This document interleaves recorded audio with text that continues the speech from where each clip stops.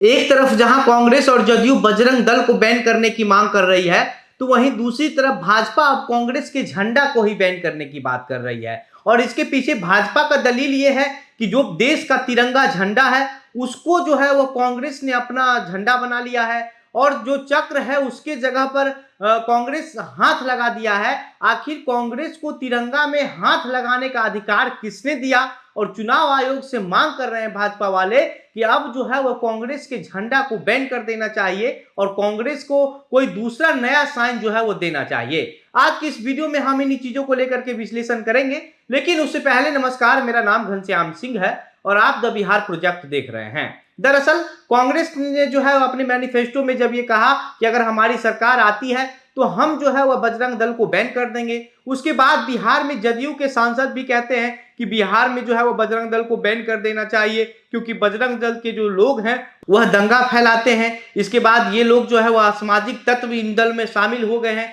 इसलिए इसको बैन करने की जरूरत है। तो आज जो है वह इस पूरे मामले को लेकर के केंद्रीय मंत्री अश्विनी चौबे का बयान आ गया है। अब अश्विनी चौबे जो है वह कांग्रेस के झंडा को ही बैन करने की बात कह दी है। अश्विनी चौबे दरअसल भाजपा के सोनपा गांव में भाजपा के मंडल अध्यक्ष जनार्दन राय को श्रद्धांजलि देने के लिए पहुंचे हुए थे और वहां पर अश्विनी चौबे से जो है वो बजरंग दल को बैन करने को लेकर के जब सवाल पूछा गया तो अश्विनी चौबे कहते हैं कि बैन तो कांग्रेस को झंडे को करना चाहिए, क्योंकि जो तिरंगा है वह हमारे देश का झंडा है, वह सिर्फ कांग्रेस का नहीं है। और कांग्रेस जो है वह तिरंगा में छेड़छाड़ करके उसमें हाथ लगा दिया है और उसको अपना झंडा बना लिया है। और इस पूरे मामले पर जो है अश्विनी चौबे के इस बयान के बाद जो है वह कांग्रेस के मुख्य प्रवक्ता असित नाथ तिवारी का भी बयान आया है। असित नाथ तिवारी कहते हैं कि बैन तो हमारा झंडा नहीं, बैन आरएसएस होना चाहिए, क्योंकि आजादी के 55 साल बाद तक भी जो आरएसएस है वो ना ही अपने मुख्यालय पर ना अपने किसी ऑफिस पर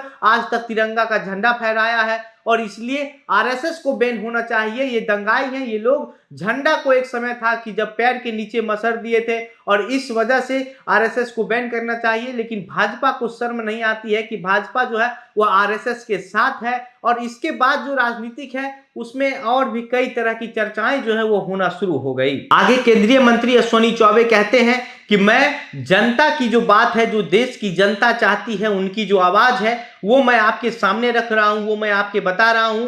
देश का जो झंडा है तिरंगा, उसको छेड़छाड़ करने का अधिकार किसी के पास नहीं है और कांग्रेस जो है वह अशोक चक्र को हटा करके उसमें हाथ लगा दिया है कि आखिर किस आधार पर कांग्रेस जो है वह हाथ लगा दिया है। भारत के तिरंगा झंडा में किसी को भी हाथ लगाने का पावर नहीं है।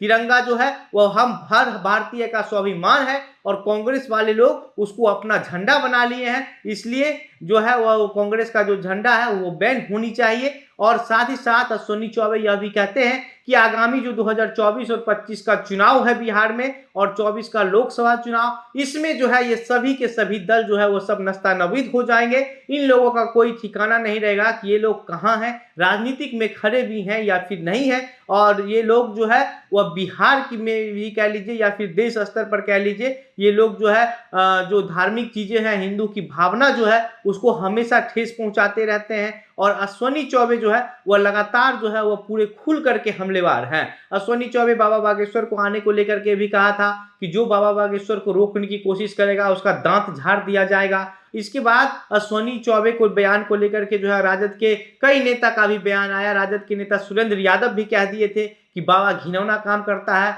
बाबा के दरबार में जो है वो महिलाओं के कपड़े खुल जाते हैं। तो इस तरह की जो चीजें हैं वो राजनीतिक चीजें हैं, इसको लेकर के लगातार बयानबाजी होती रहती है। लेकिन अब चुनाव से पहले जिस तरीके से ये सवाल भाजपा ने उठा दिया है कि कांग्रेस का जो झंडा है वो बैन होना चाहिए और अब आरएसएस को जो बैन करने की बात कांग्रेस की तरफ से उठाया गया है, लेकिन इससे पहले कांग्रेस जो है वो बजरंग दल को भी बैन करने की बात उठा चुकी है और इसको लेकर के जो है वो राजनीतिक में घमासान मचा हुआ है कि अब किस दल को बैन किया जाए, किसको नहीं किया जाए और किसके झंडे को जो है वो तिरंगा माना जाए और किसके झंडे को तिरंगा नहीं माना जाए। इसी को लेकर के जो है वो चर्चाएं काफी जोरों पर है। बाकी इस पूरे मामले पर आप क्या सोचते हैं, आपकी क्या प्रतिक्रिया है, अपनी बातें हमें कमेंट बॉक्स में लिख करके बताइए। वीडियो को शेयर करके ज्यादा से ज्यादा लोगों तक पहुंचाइए। अगर हमारा वीडियो फेसबुक पर देख रहे हैं तो हमारे पेज को भी लाइक कर लीजिए। अगर यूट्यूब पर देख रहे हैं तो चैनल को भी सब्सक्राइब कर लीजिए। इस तरह की और भी तमाम जो खबरें आपके बिहार से जुड़ी आएगी वो सब हम आपको इसी प्लेटफॉर्म के माध्यम से बताते रहेंगे। मेरा नाम घनश्याम सिंह है। आप द बिहार प्रोजेक्ट देख रहे थे। बहुत बहुत धन्यवाद।